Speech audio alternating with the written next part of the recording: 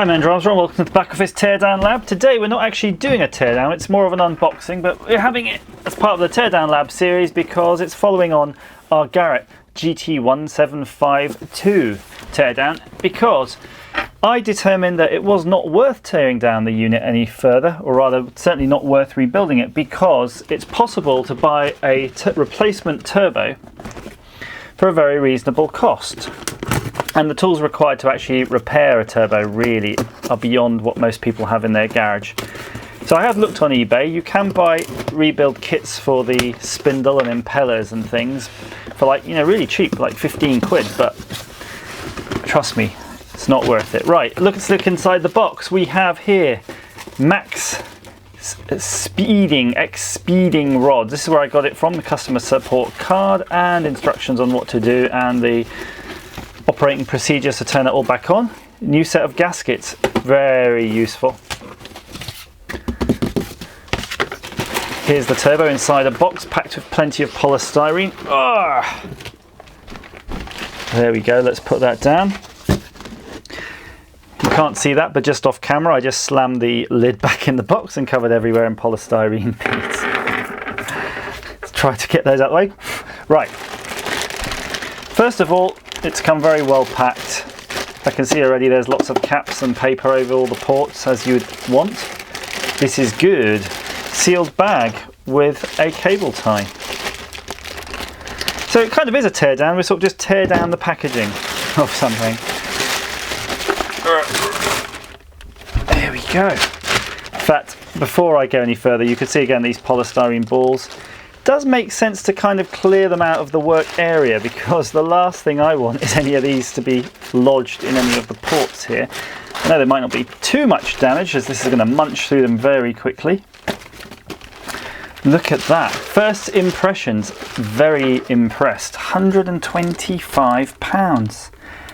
Coated in a varnish, so it's not going to rust. That's why this still looks nice and metally. You can feel the rubbery varnish all over everything. Things are looking good here. It's a bit stiff. I'm not even sure if I should be able to move that by hand. I'm certainly trying to move it in the wrong way. I can't move this sort of wastegate thing. Finger in there. Let's give it a wiggle. Get some extra light. Let's have a look, see what we can see in here. Shiny and new. I don't think there's any play there at all. Just maybe the tiniest amount. Tiniest amount. I don't know what that would be.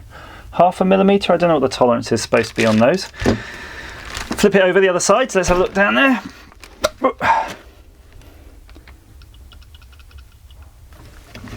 Again, there is some play on that. Not sure what's the appropriate amount, really.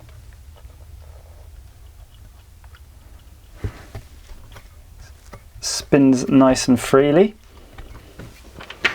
I'm going to assume that the amount of play in there is the correct amount of play. There's not really much I could do if it's not, apart from not fit it. It's certainly a lot less play than what came out, if you recall.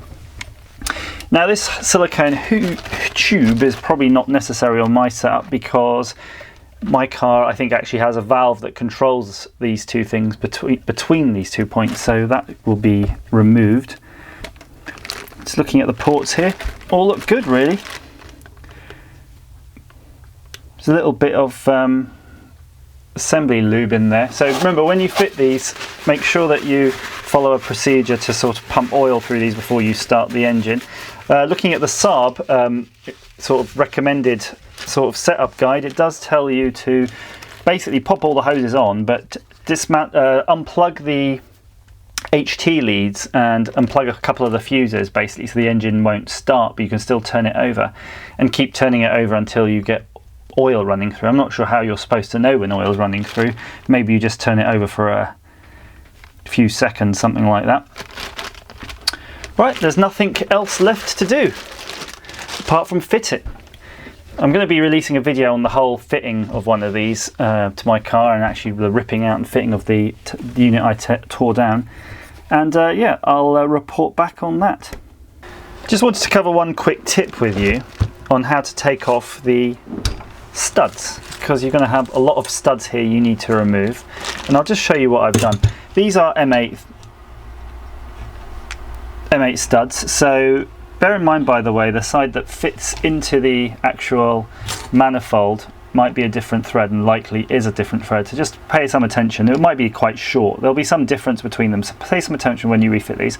So what I've done really is got an M8 nut, wound it down onto there, and it's quite good to just wind it all the way down and back up again just to clean out these threads, because they might be a little bit damaged, and then wind it on the second one, and then using a spanner or a couple of spanners, crank this one and this one together as tight as you can, and then on this inner one, that's where you want to try loosening it from. And then what you'd really do is just put your wrench on there, and then just your spanner, and then just basically hit it with a heavy mallet. Keep tapping it, and eventually you'll get that little twist in there, and then once it's sort of twisted, it'd be basically loose enough to take out. And let's just have a look on this one how it comes out. So you can see there's a nice short end there. So what you'll need to do is then locate the holes on your new part, basically wang them in. What I suggest, if you have the opportunity, is to actually buy brand new studs, because there's always a danger, there's the weaken now from all that thermal cycling, and then you'll pop this one back in and it's going to split. So the reverse is the same, just basically get your two spanners, one on each end, and then separate those nuts, and then they'll come off together. Hopefully that's of some use for you. This is a turbo again from, just to remind you, Max Peeding Rods, £125. As ever, thanks for watching.